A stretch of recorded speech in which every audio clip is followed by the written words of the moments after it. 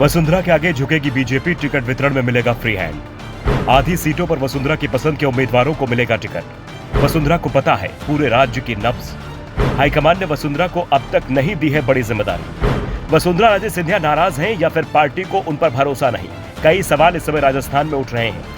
वसुंधरा को अब तक किसी भी महत्वपूर्ण समिति की कमान नहीं दी गई है। परिवर्तन यात्रा की कमान भी उन्हें नहीं मिली है। हरी झंडी दिखाने के लिए भी केंद्रीय नेता आ रहे हैं। ऐसे में सवाल भी उठ रहे हैं कि क्या पार्टी वसुंधरा को पूरी तरह से किनारे लगाने का मन बना चुकी है? क्योंकि जिन राज्यों में विधानसभा चुनाव होने हैं उन्हें सिर्फ राजस्थान में ही बीजेपी सबसे अच्छी स्थिति में दिखाई दे रही है, लेकिन पार्टी यहां पर भी पीएम मोदी के चेहरे पर ही चुनाव लड़ने की तैयारी कर रही है। लेकिन अब कहा जा रहा है कि वसुंधरा को टिकट वितरण में अहम जिम्मेदारी मिल सकती है।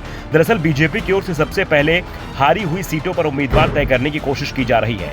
करीब 220 सीटों पर सबसे पहले उम्मीदवारों के चयन पर मंथन किया जा रहा है।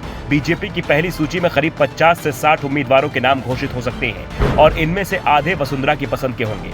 दरअसल बीजेपी को डर लग रहा है कि राज्य की पसंद को नजरअंदाज किया गया तो इसका फायदा कांग्रेस को हो सकता है। कर्नाटक विधानसभा चुनाव में बीजेपी येदियुरप्पा की पसंद को नजरअंदाज करने का नुकसान उठा चुकी है। ऐसे में जो गलती कर्नाटक में उसने की है वो गलती यहाँ नहीं दोहराना चाहेगी। राज्य में असली पेच जीती हुई सीटों को लेकर रहेगा। इन सीटों पर विधायकों के टिकट काटना मुश्किल होगा, लेकिन पार्टी के इंटरनल सर्वे में आधे विधायकों का रिपोर्ट कार्ड खराब है।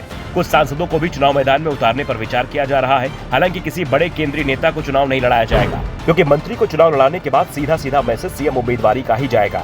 ऐसे में जिस विवाद से बचने की कोशिश में बीजेपी ने सीएम उम्मीदवार का नाम देने से इंकार कर दिया है, वो विवाद फिर से शुरू हो जाएगा। वसुंधरा राजे को लेकर कहा जाता है कि उन्हें राजस्थान की सभी जातियों का समर्थन हासिल है।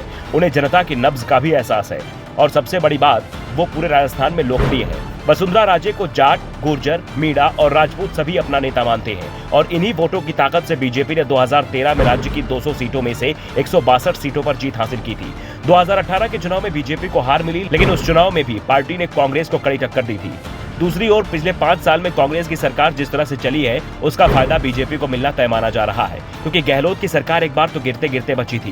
पूरे 5 साल पार्टी की अंदरूनी लड़ाई सड़क पर आती रही। इसके अलावा राज्य में कई ऐसी घटनाएं हुई जिससे कांग्रेस सरकार की छवि काफी प्रभावित हुई। वैसे भी राज्य में बीते 2 दशकों से हर 5 साल में सरकार बदलती रही है, जिसका नुकसान अब दिखाई भी दे रहा है। दूसरी ओर बीजेपी कांग्रेस के खिलाफ हर मौके को भुनाने की कोशिश में जुटी हुई है। ये जरूर तय हो चुका है कि पार्टी विधानसभा चुनाव में किसी को भी चेहरा घोषित नहीं करेगी, लेकिन ये भी साफ है कि वसुंधरा को अलग थलग करने की नीति पर वो नहीं चल पाएगी, क्योंकि वसुंधरा को अलग थलग करने का सबसे ज्यादा नुकसान बीजेपी को ही होना है और इसका फायदा कांग्रेस उठा सकती है। अशोक गहलोत इसे लेकर पूरी ताकत भी लगाए हुए हैं और दावा किया जा रहा है कि बीजेपी की एक छोटी सी चूक उसकी उम्मीद को तोड़ सकती है। वसुंधरा समर्थकों को भी अब उम्मीद दिखाई दे रही है कि पार्टी ने भले ही राज्य को सीएम उम्मीदवार घोषित नहीं किया है, लेकिन टिकट वितरण के बाद ये जरूर साफ हो जाएगा कि सत्ता मिली तो राज्य के हाथ में ही कमान आएगी। Bureau report, the Navdarpan news.